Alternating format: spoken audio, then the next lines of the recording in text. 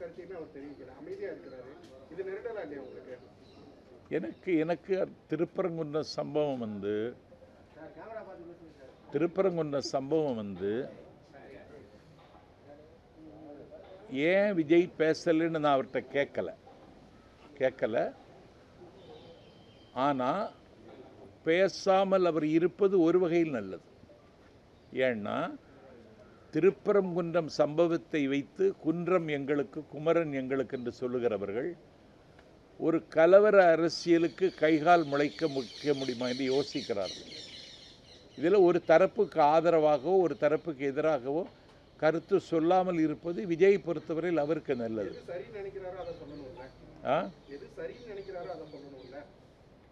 எது சரி, அமைதியாக இருப்பது ஒரு வகையில் நல்லதுன்னு நான் நினைக்கிறேன். ஆமாம், இல்லை, கொள்கை எதிரின்னு அவர் சொல்லிட்டாரு. அதில் அவர் காம்ப்ரமைஸ் ஒன்றும் ஆகுதுன்னு மாதிரி நான் நினைக்கல.